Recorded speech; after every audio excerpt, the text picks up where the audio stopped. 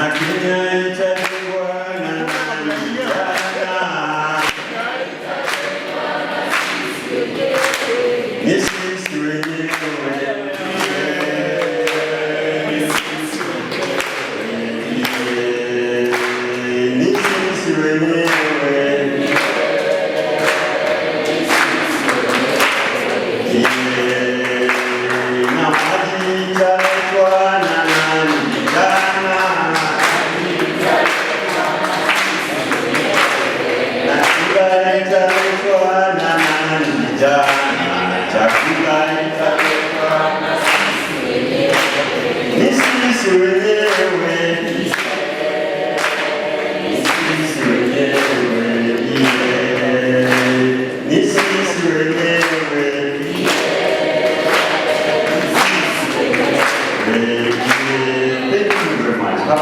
Thank you. Just for those who might not be understanding what we are seeing, Kenya itajengwa na nani? We are the ones who will stand up and build the kind of a nation that we want, right? So I want you at this point, please, you know the index finger? The left index finger, point at yourself. And the right one, point at this podium. Kindly, it's a very, very serious process. Thinking about it, right? The left index finger point at yourself, the right one point at the podium, and please repeat after me. I believe that this man is amazing. Please now repeat it. I believe that this man is amazing, the man that you're pointing. Please, please. Asante sana, I am amazing person. Thank you so much. Ladies and gentlemen, welcome to Kibra today for those who are visitors, for those who are the residents of this great community. Welcome to Kibra. I welcome you to this great community and this great constituency because they are great people. But because today is a day of serious leadership program, knowing very well that we have young leaders seated in our midst, I would like just to use the next few 2 to 3 minutes just to give you a small political and historical background of where you are sitting and the place where we are, because this will easily help you connect very well with what we are doing and where we are coming from. In 1963, the first member of parliament was elected to represent Langata constituency. You know that by 2010 constitution is what separated Langata from Kibra. So we are still part of Langata constituency by history. 1963, the first member of parliament who was elected to represent our great constituency was called Joseph Morobi. Did you know that he was the vice president of Kenya? Yes. He was the vice president of Kenya.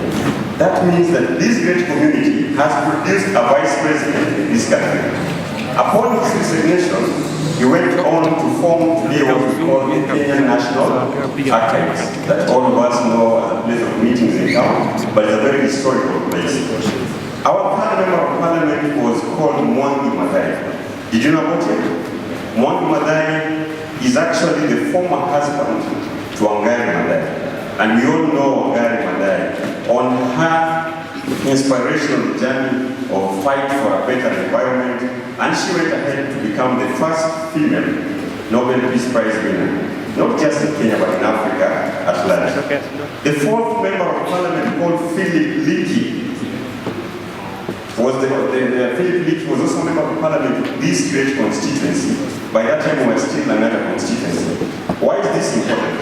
Philip Leakey was the first white member of parliament after Kenya got independence. And again, we have never gotten any. Philip Leakey is the brother to Richard Leakey, the famous man who has been working, the late now. He has worked a lot on matters of conservation, but he also comes from the family of the Leakeys, who are also famous for the discovery of the 130,000 years old human skull that was discovered in northern Kenya. That again brings us close to this kind of history. Then later on, in the year 1992, this great constituency elected Raila Amolo Odinga, who then led this great constituency again up to the year 2013. Raila is also known as the champion of democracy and also known as the former Prime Minister. You like him or hate him, history of this nation cannot be written without his name. Later on, we had Honorable Okoth. Despite leading for just one term and 2 years, we know the name that the gentleman made for this great constituency now when it became Kibra. These are the kind of people that we are talking about. These are the kind of people on whose shoulders we are standing on today. We are the sons and daughters of people who have been in conservation, people who have been champions of democracy, people who have been champions of children's rights and women's rights. And that's why today we are able to sit in this kind of place. Kibra is not just a constituency, it is not just a place. These are places that we are working so hard to change the name and put it in the map outside there. This place has gotten some visits from some of the most famous people across the world. But allow me just to mention two. In 2006, Barack Hussein Obama visited this constituency, and he was in Karanja, delivered speeches and met young people as the Senator of Illinois. 2 years later, he became the President of the United States of America. Again, we are proud to be linked with such kind of history, because when he met the young people here in Kibra, he said despite the kind of challenges that we are facing as a constituency and as a population, we are a generation and we are people who have refused to be brought down, regardless of the situation. We've always been there at the forefront, changing the political narrative of this nation. We've always been at the forefront in terms of creativity and everything that is happening in the nation. In the year 2023, February this year, we got the visit by Jill Biden. And I know some of you got a chance to interact with the First Lady of the United States of America. And she walked down the slums. She met women and young people. Why are these visits so famous and so important to us? Why are we so important to the world? That is one of the reasons why we are here. Even as KIBESCO organized the Leadership 360, empowering tomorrow's leaders, ignite, transform, and lead.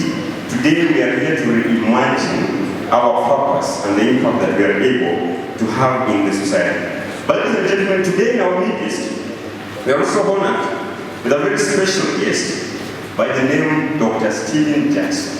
And he visits us from the United Nations, is the resident coordinator of the United Nations. And he is not just Dr. Stephen Jackson. He comes with a wealth of experience over 30 years working in peace-building, development, space, humanitarian support from Burundi, Gabon, Democratic Republic of Congo, Angola, United States of America, Somalia, and even his own home country of Ireland. That is the gentleman that is sitting in our midst here today. Today we welcome you to Kibra, one of the most visited destinations in Kenya for all reasons. We welcome you to Kibra to join us in the conversations of imagining a better and a greater world. Here in this hall are young people that through their various daily activities in schools, at home, in various workplaces, they are dedicated to maintaining international peace and security. They are dedicated to protecting human rights, delivering humanitarian aid. They are dedicated to supporting sustainable development and climate action. And I know that is what the United Nations is doing. And therefore together, we are the United Nations. Who are we? I want you to shout this at the top of your voice. Who are we together? We are the United Nations. Let me see by a show of hands. You know something that is interesting about the world today? Anything that affects Kibra affects someone in the United States of America, affects someone in Ireland, affects someone in Russia. That's why when all these different things that are happening in the Middle East, happening in Russia, Ukraine, we are affected. No longer indirectly. We are affected directly because we have people working there. We have support coming from there. We have a way that we've been working with these different nations. So together as we sit in this room today, we are the United Nations. I want you to say, we are the United Nations. We are the United Nations. Ladies and gentlemen, kindly put your hands together to bring on stage Dr. Stephen Jackson, the resident coordinator of the United Nations. Thank you very much, my brother Okoth. I think maybe all I should say is Kenya is a Jengwa Nanani Vijana. That should be enough, no? That was a really fantastic way to begin. Thank you very, very much for it. You already solved one of my problems coming here today. I had a bad experience recently that I want to share with you. So I said to myself, I don't ever want to do that again. We had a big celebration for youth. I won't say which one because I'll get into trouble. But we had a big celebration for youth. And honestly, the celebration ended up being one speaker after another. And all of the speakers pretty much shared one thing in common, two things in common. The first thing that they shared in common was that they were not young. None of them were youths. I'm certainly not. It's 21 years since I was a youth by Kenyan standards. So I don't need the legal definition of a young person at all. So all of the speakers were old. Actually, I think almost all of them were old men, like me. The other thing that they shared in common was that they took about 5 to 10 minutes to say repeatedly, it's vital we must listen to youth. We really have to listen to youth. It's so important that we listen to youth. Oh, did I mention we need to listen to youth over and over again for about 5 hours. So that was 5 hours where we were talking about listening to youth, but guess what? Not listening to youth. And I swore to myself I would not do that again. So my wonderful colleagues back at the office in Kibera prepared a very nice speech for me, which I'm afraid, sorry guys, I'm not going to give it. Because I would rather have a conversation with you. One of the things that would be fun to talk about would be the United Nations. So I'll say a few things about the UN globally and also here in Kenya, in case that should be of interest to you. But then I'd really rather hear from you and continue that dialogue. And not only, by the way, me asking questions, or you asking questions and me giving answers, but the other way around as well. I'd like to ask you some questions. I have one very particular question for you that I'll come to. There's a really young one. Okay. By anybody's legal standards, that is a youth, I think. So let me say a few things about the UN building on all of the amazing things that we just heard about. By the way, hongera sana. I don't think if you went to a hall in Ireland full of people your age and that you asked them what is the United Nations, what's your experience of the United Nations, I don't think you would hear such rich and well-informed answers as we just heard. So, hongera sana. There are a number of people who said World War, peace and conflict, League of Nations, and they're absolutely right. The way that the UN begins in the late 1940s is after that terrible, devastating destruction of the Second World War, building on the terrible, devastating destruction of the First World War, and with this ambition to build an international organization that brings together the member states.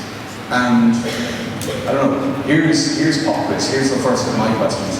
Can anybody in the room tell me the first sentence of the United Nations Charter? Anybody recite that from memory? Don't look at your phones. No cheating. Anybody do that one? It's actually pretty marvelous. It's we, the peoples of the United Nations, united in our determination to save succeeding generations from the scourge of war. United in our determination to save succeeding generations from the scourge of war. And I love that vision. And then I usually say, it's a good thing that in the United Nations my salary isn't linked to my performance. Because if you look around the world, we're not doing very well at saving this generation from the scourge of war. Whether we look in Sudan, whether we look in Ethiopia, whether we look in Eastern Congo, whether we look at the instability in West Africa, whether we look at the conflicts at the local level around Kenya, or whether we look at my continent and we look at the ongoing war in Ukraine. So we're not doing very well at saving succeeding generations from the scourge of war, though I think we can point to a proud record of some conflict resolution that we've done down the decades. But then something interesting happens in the United Nations in the 1960s, the decade in which I was born. We get the wave of liberation movements and independence movements, and we get the proud independence of 54 countries successively on the African continent and in many other parts of the world. So the membership of the United Nations increases dramatically. Shout out anybody who can tell me the number of countries that are currently members of the United Nations. Anybody? 100 and... Shout. 183, 193. 193 members. Does anybody know who was the most recent member? South Sudan. Yeah. But with independence, we get development. And that also becomes a major mission of the United Nations. So interestingly, a former Secretary General of the United Nations, and we have, by the way, we have the current Secretary General of the United Nations visiting Kenya in 10 days' time. Antonio Guterres is going to be in Nairobi in 10 days' time. But this was back in the 60s, and he famously said, the United Nations, forgive me, Pastor, the United Nations was not created to take mankind to heaven, it was to save mankind from hell. So he basically said, no, we're not trying to improve the world, we're trying to stop war. But actually, around the time that he said that, the UN did start trying to improve the world by developing organizations like UNICEF, like the World Health Organization, Food and Agriculture Organizations, and that engage in development, in trying to help countries like Kenya grow and prosper. And as my sister said in the corner over there, that has led most recently in 2015 to the Sustainable Development Goals, the 17 precious goals that this world agreed on in 2015 to try and achieve by 2030. Does anybody by any chance know who the two countries were that led the process internationally to develop the Sustainable Development Goals? Again, just shout them out. Anybody know those two countries? Nobody knows. You should be really proud. And by a happy coincidence, those two countries that led the SDG process were Kenya and Ireland. Isn't that nice?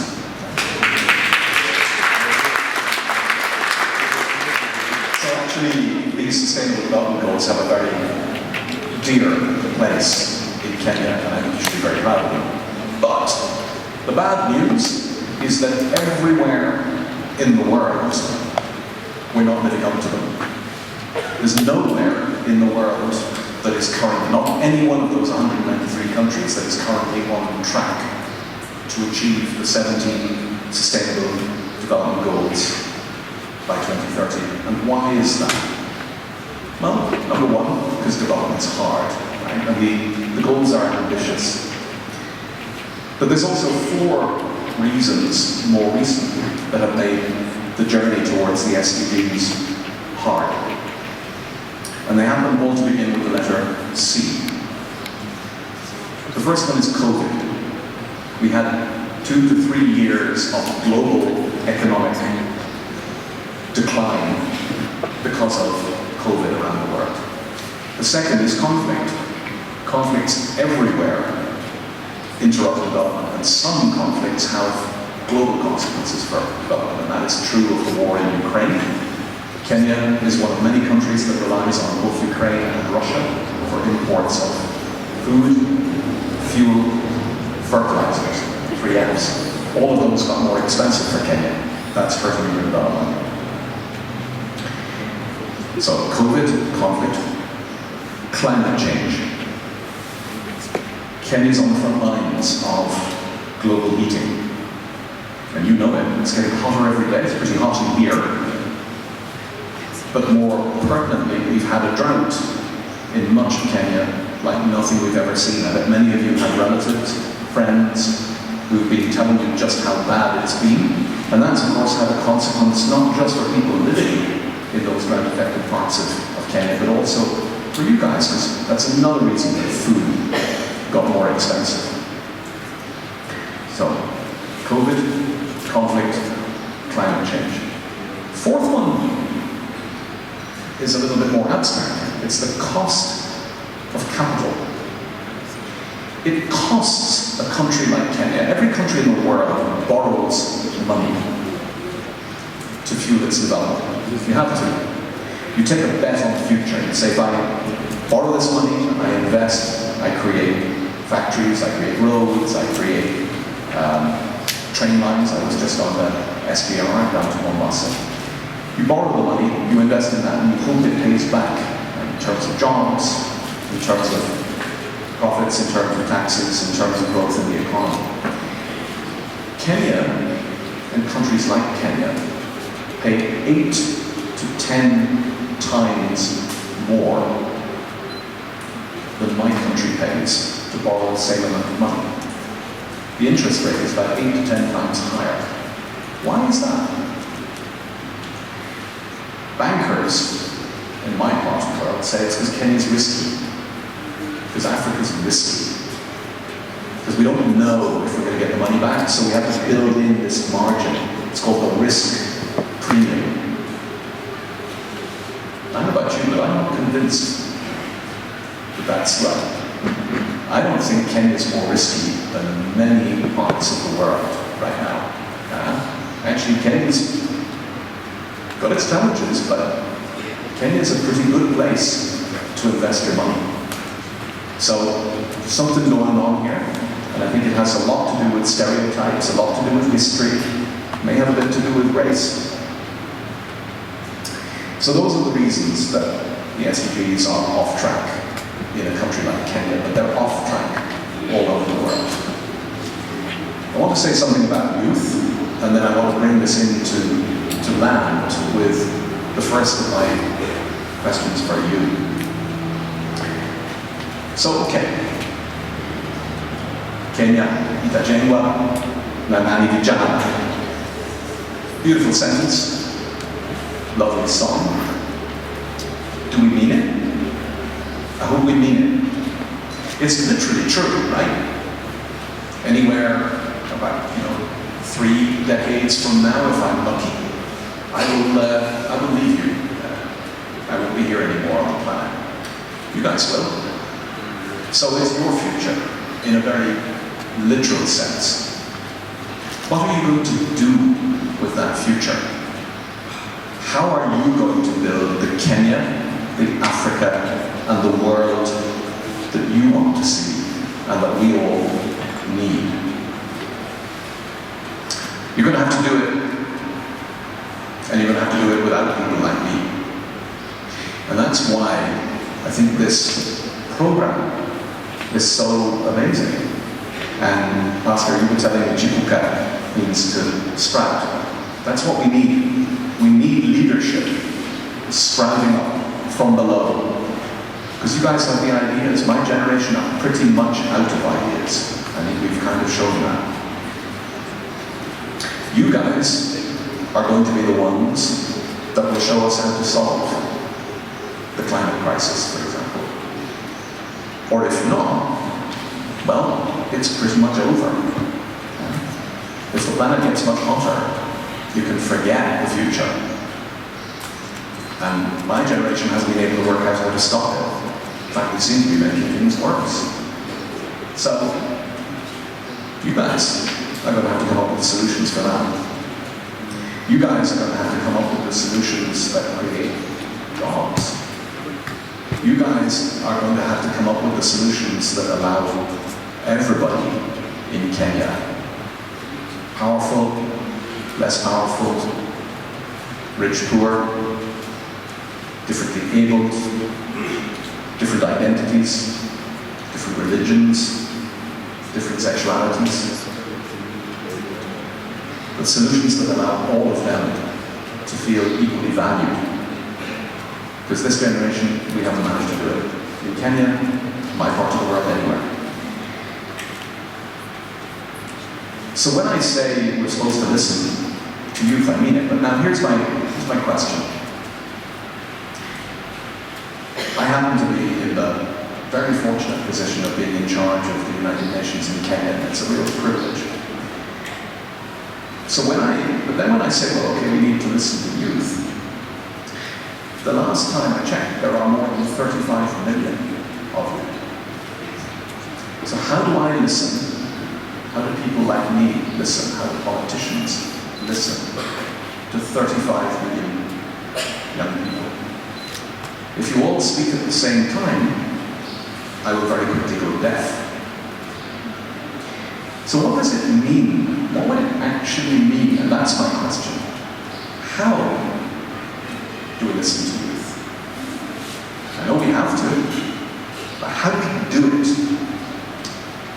There are some answers. Some of those answers are quite formal ones. We've got a National Youth Council. It may not be perfect, but that exists.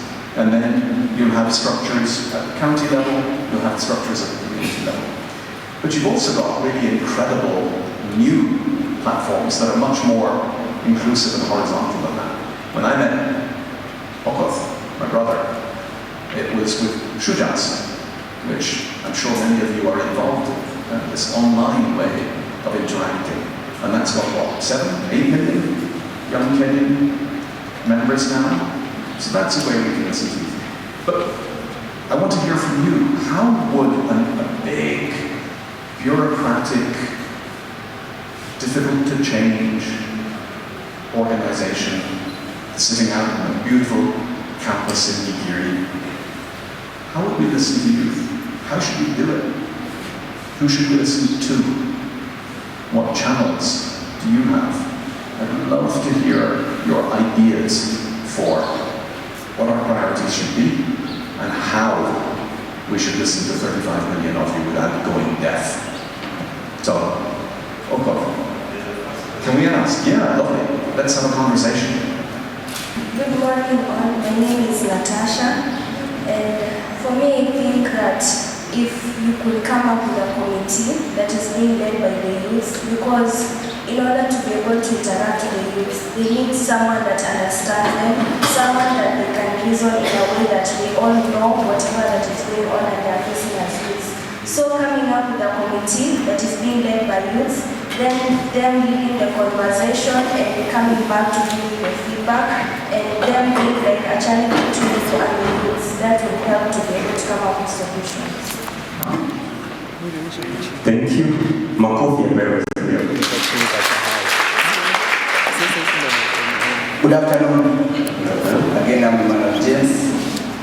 You started by telling us that there was a meeting, a famous meeting, which was about the youth, but there was no youth.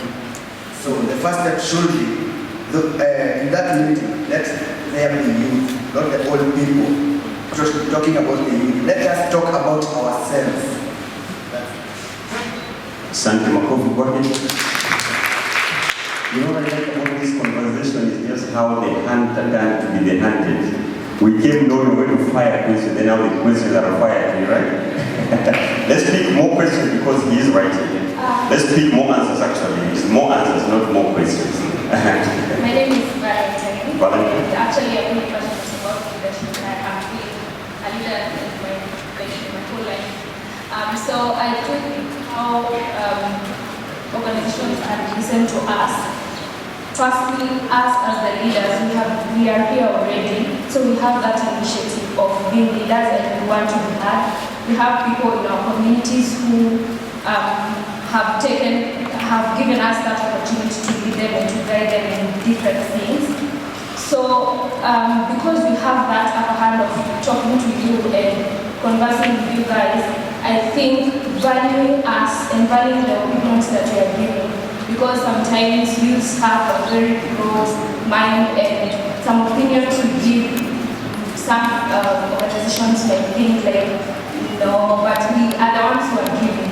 So you value what we are saying, because me as a leader, as one of our speakers said, we are like a bridge between you and our people. So valuing the opinions that we bring in is really important, and it will help us and even the community, and that will help us and the organization to get what we are saying. Not just talking, right? We want those voices. And not the best thing about the gentleman sitting in front of us today. He talks directly to our leaders, and he can tell you that this is how we feel. Of course, we have our platform that can also amplify the voice. Let's get maybe from this side. Well, my name is Alan Mundale. Where KIBESCO is located is directly opposite to my father's house. So I have seen it grow from where it was. At times, there was a time I was depressed, and Dad there was always telling us, okay, come, let's do something. I'm a footballer. And I think the best way to reach out to the youth is you get to what youths love doing. The number one thing is, you, as the UN, I urge you to identify organizations, okay, non-profit or CBO, community-based organizations that are actually led by the youths. And the youths are actually led to take part in the decision making and suggestions, recommendations. Because I'm a footballer, I grew frustrated, I'm very talented. Most of my peers tell me, stop playing football. But I saw it like this. I was not going to bring the change if I'm still going to do the same thing the same way. I would have loved if the UN gave me a chance. I'm talking for myself. So you're just about to form the United Nations Football Club, right? So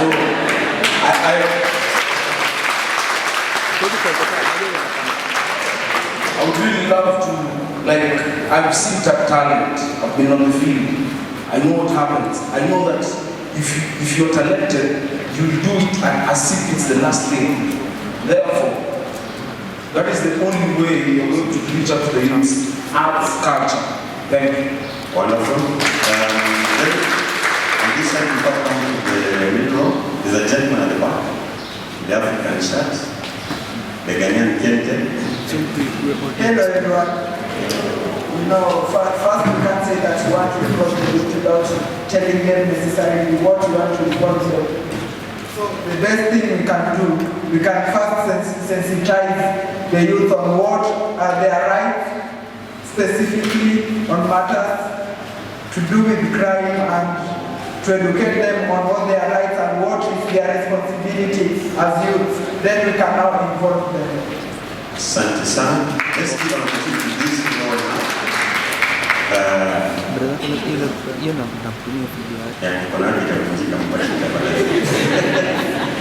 Hi, Abdullah. We are the leaders. As youth, we believe that we are the next generation which we will have to rise the other generation. But we as the youth, our problems have never been had, if I can say. Our problems has never been solved. So, if I can say, if it's about youth, we should be heard. People should be able to hear about our problems. Asante sana makofi kwake. Okay, let me go to this row. I'm just trying to be fair to this row. Good afternoon, my name is Florence Achala. I have a case scenario of my home church. It's a Catholic church. So they call us as the youth to go and give our opinions because they say that we are the backbone of the church, we are the fresh minds. So they called us for a meeting give our opinions on how to be more inclusive as a church, on how we grow as a church. Then I made an opinion per se, where I said that they should give us youth opportunities to lead in the church. They only give opportunities to lead as a youth leader, leading only the youth. So I asked, why do they not give us opportunity to lead in the larger group of the church? And later that night when I went home, I found that I was reported to my parents that I want to overthrow the church. I want to overturn the leadership of the church. And they called us for a meeting to give our opinions on inclusion because they say that we are the fresh mind. So it is in such cases where we go and give our opinions, we are not heard, we are maybe seen as rebellious or something of the sort when we try to speak our mind. And we are not listened, and we want to sit at the table where decisions are made so that we are part of the decisions being made. But when they even that, this is one thing that encouraged voter apathy in the last general election. The youth didn't want to vote because they know if we vote, there's nothing we say that can be done. The leaders can't listen to us. So that is something that we want to do.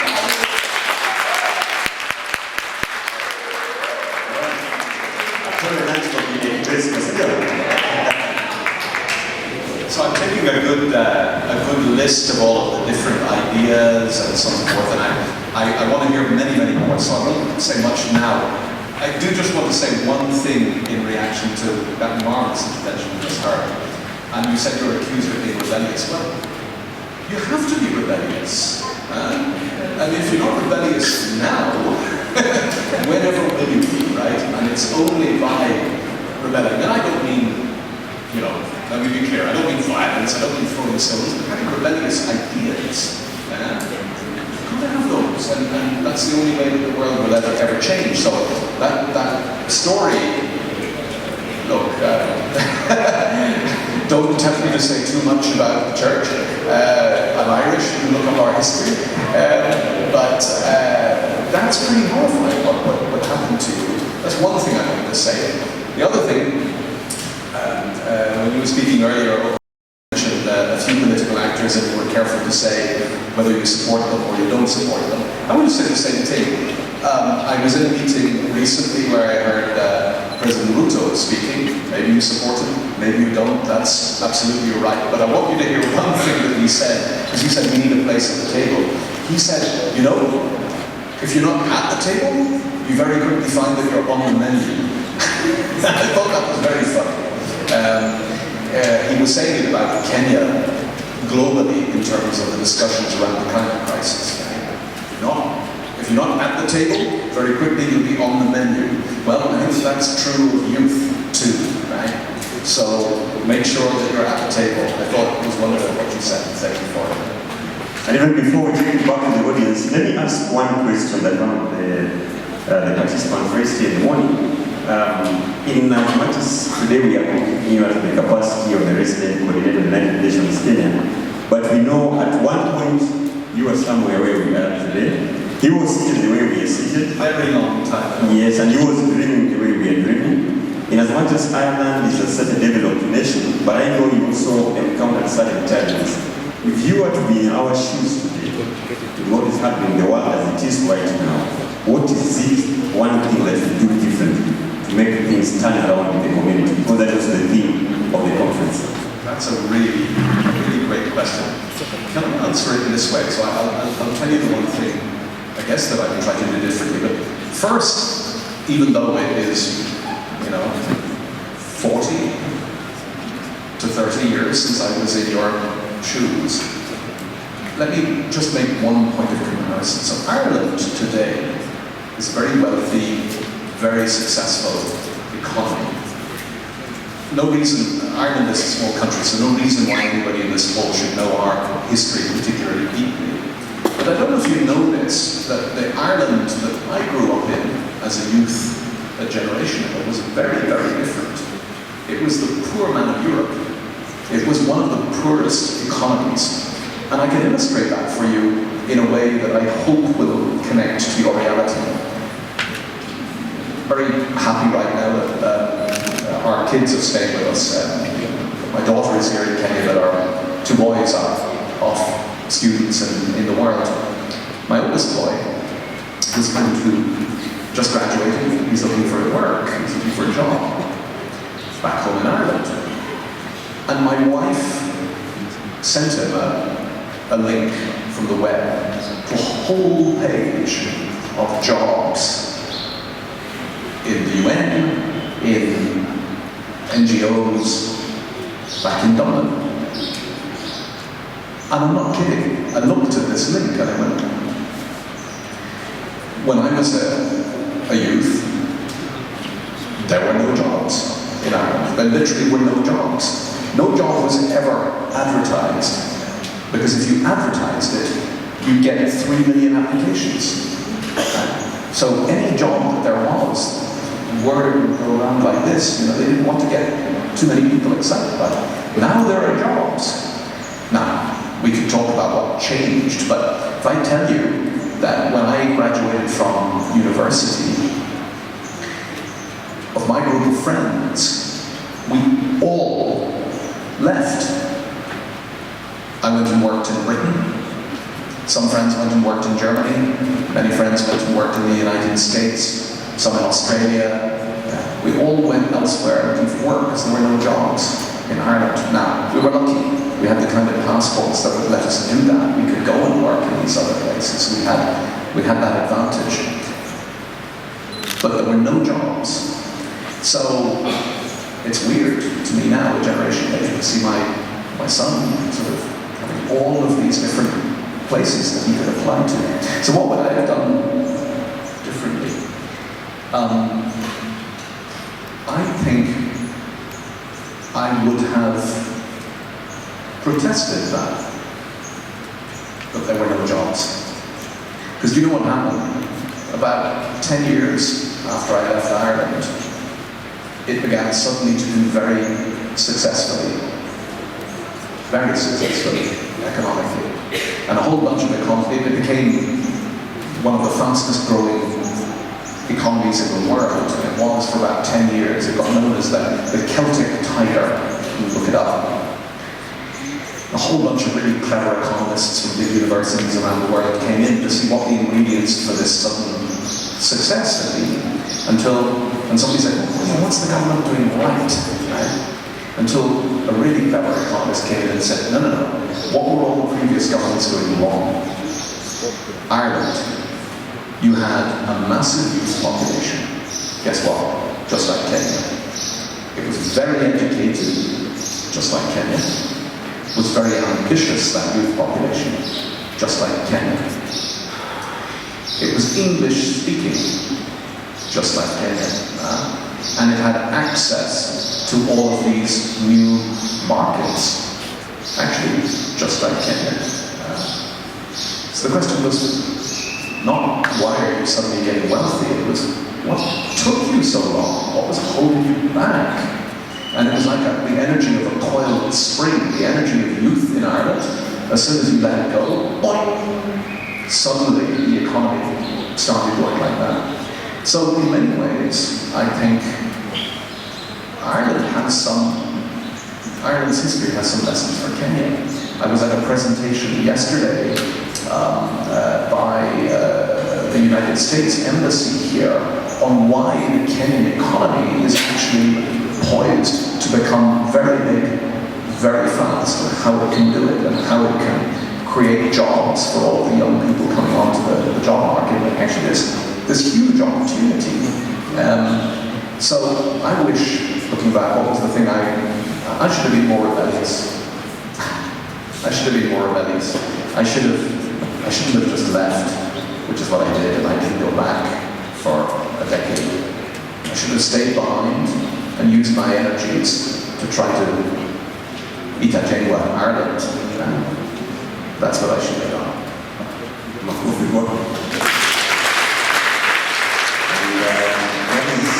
As you talk about proteins, here in unachipuka, sio?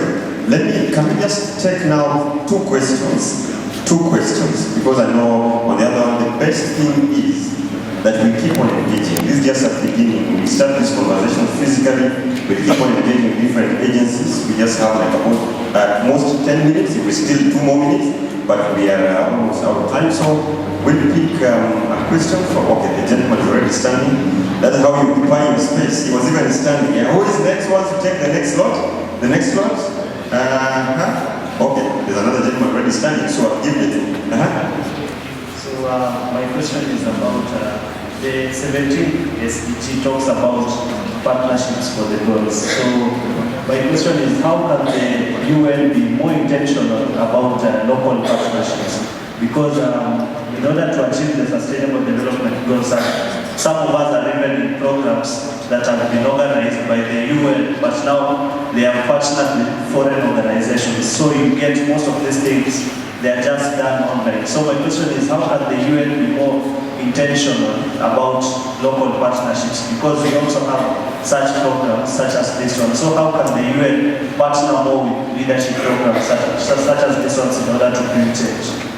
Thank you. You got the question? You got the question? Okay, thank you. Yes. Thank you again for the opportunity. So my first question is, my only question also goes hand in hand with the question posed earlier with regards to how to improve ways in which the United Nations can best listen to young people. For example, as a young person, I am conflicted with the structure of the United Nations, especially the Security Council, and that is a clog to the development of the United Nations itself, and this is due specifically to the issue of veto power given to 5 permanent members. Now my question is, does veto power pose a developmental issue to the progress of the United Nations and its affairs?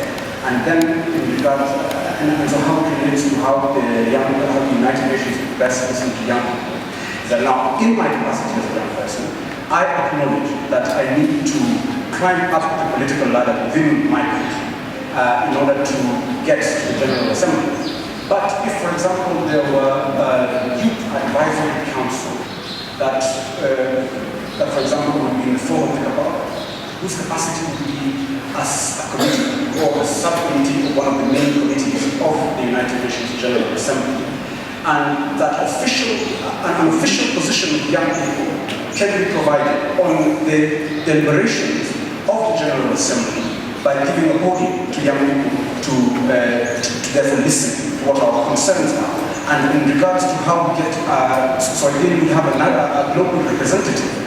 And at the level of every member of the United Nations, at the country level, we would have a similar youth advisory council which would appoint among themselves a chairperson who then would be a member of the global committee, so that we would have a youth version of the General Assembly to give the official opinion on young people on the matters deliberated by the General Assembly. Thank you. That is what we call attacking and defending at the same time, right? Pastor Patrick and Mr. Might we have another whole day? Well, I think this is, do we need like another one whole day to discuss this, right? But let's just hear what can be discussed. Because I think this conversation is getting more and more interesting. Over to you, Dr. Stephen. All right, so thank you so much. So I'm going to try and group some of the different ideas and the different questions that are on the table. So in no particular order then, so we talked already about being rebellious and about bringing your ideas to the forefront. So I think that's the first, and then it'll also be kind of the last thing that I'll say this afternoon, is that in some ways the United Nations needs you, but I'm not so sure that you always need the United Nations.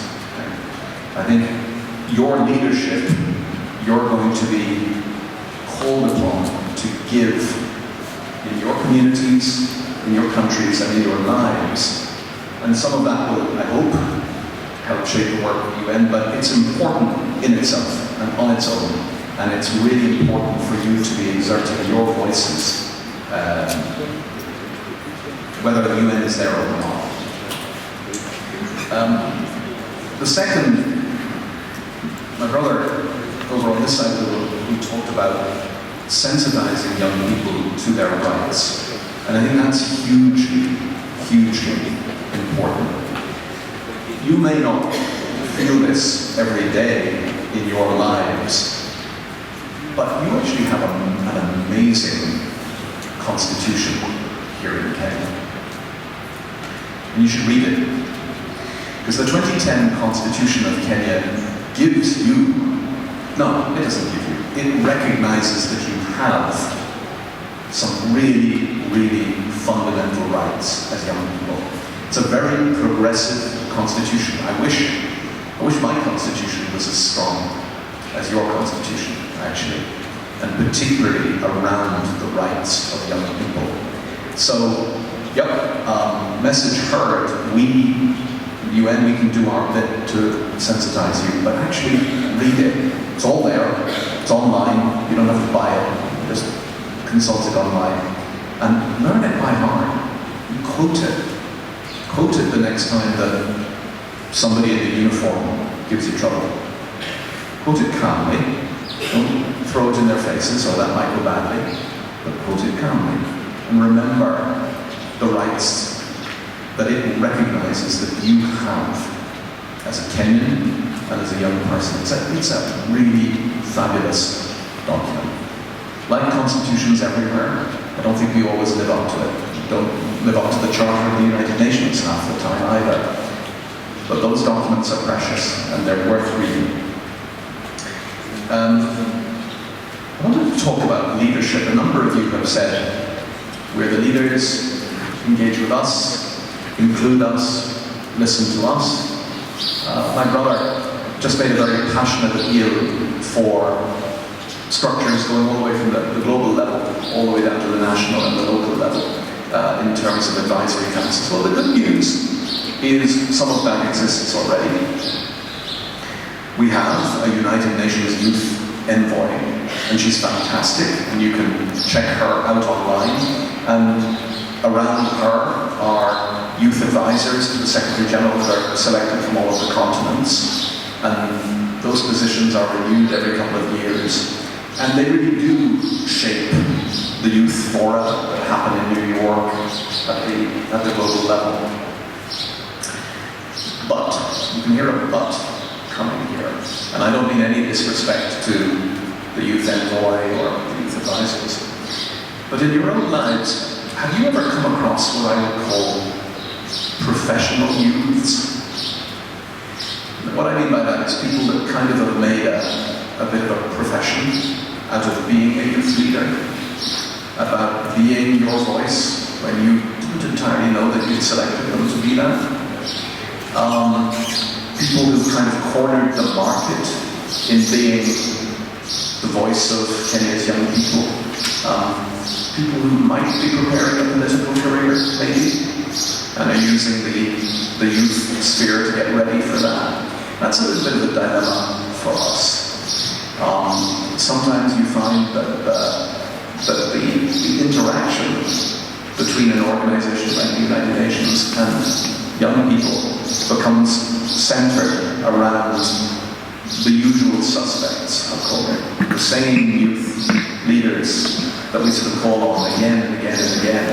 And in a way, the more that the UN interacts with them, the less representative they actually become of you. They become more like us and less like you. That's a bit of a dilemma as well. And the more that we try to formalize and bureaucratize and institutionalize and all those big words, this interaction with youth, we end up, maybe it's like maybe youth is like so chibuka, right? It's a sprout, it's a flower breaking through the earth. You can kill a flower by not giving it enough water, but you can kill a flower by giving it too much water as well. You give it too much attention, it doesn't prosper either. So that's a little bit of a dilemma for me in what we've been saying about leadership and so on. Very briefly, we could have a conversation all afternoon about the Security Council veto. Let me just say I agree with you. It's a problem. And it's becoming more and more of a problem the more distant we get from the 1940s. And the Secretary General agrees with you and has said so, but we're stuck. So, we're stuck. Makofi. I've been on this podium for more than 1 hour now. And I think sometimes we say it's always nice to keep it short and sweet, right? I know there are a lot of questions still in the audience, but I'll try to do something a bit unique today before we let you go. I'll now get one young person, a lady and a gentleman, to give us a parting shot. Then I'll come back to you. A lady? First hand to go up, a lady? There's a gentleman right now, a lady? Stand up wherever you are. You want to do this? A lady, wherever you are, just stand up? Okay. Someone is already standing. Give them the microphone, please.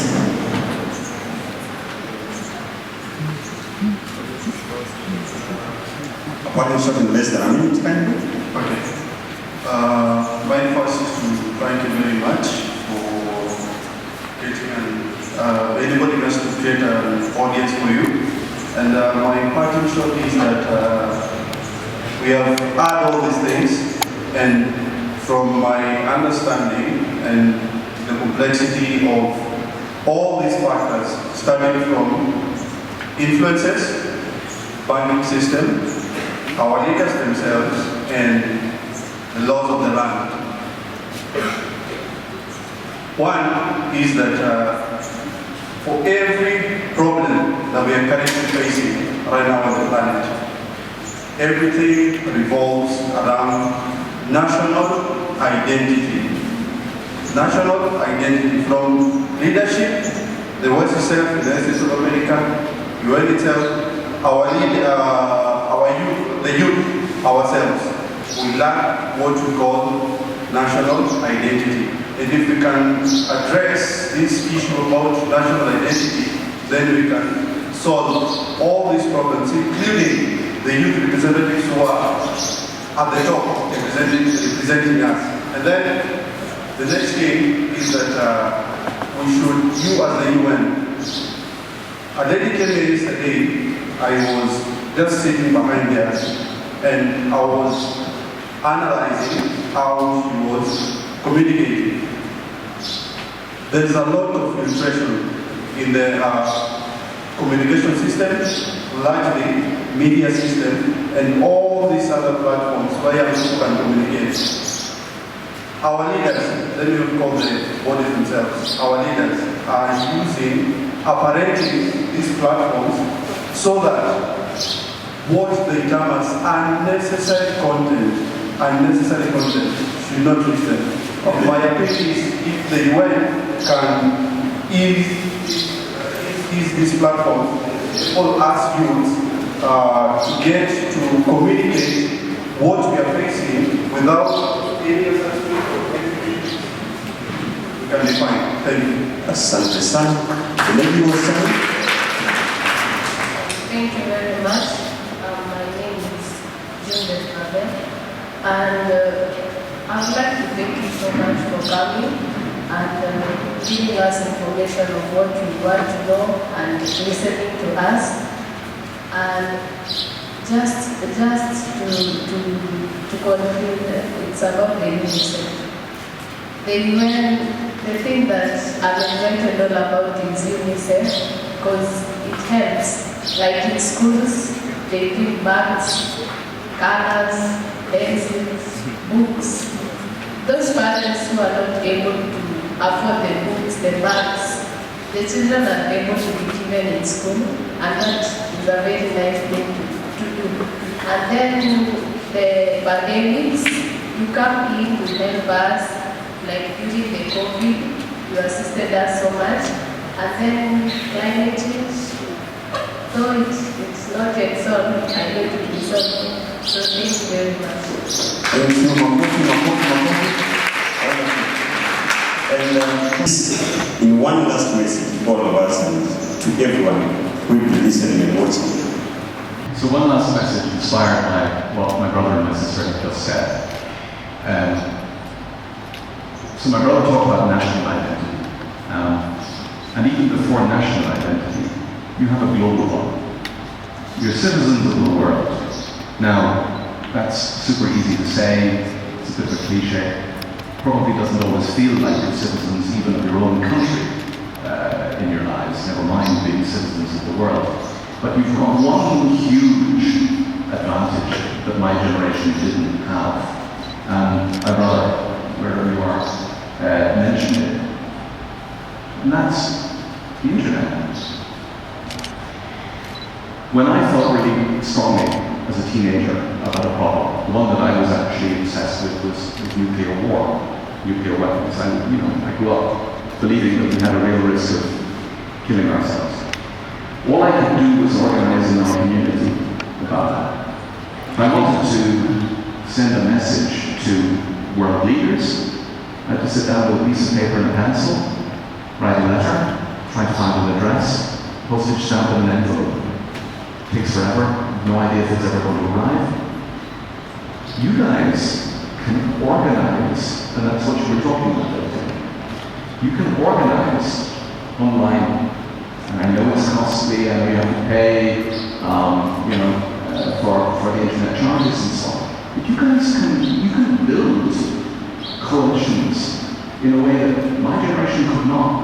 You can mobilize thousands, even millions of young people around the cause in which you believe online. We couldn't do it. It didn't exist. We've never even heard of the term email or Snapchat, Instagram, or TikTok, or any of that. Couldn't even imagine it. So I hear what my brother is saying, but I also think, and I'll put this together with what my sister was saying about education. You use your education, you use your smarts to organize online, to network with people like you, and to build a coalition. You can change the world in a way that we couldn't. And so I think you can do that on the climate crisis. I think you can do that on jobs and the economy. I think you can do it on so many of the challenges and the opportunities that face you. So, do it. Get active. What was the word again? Get rebellious. Asante.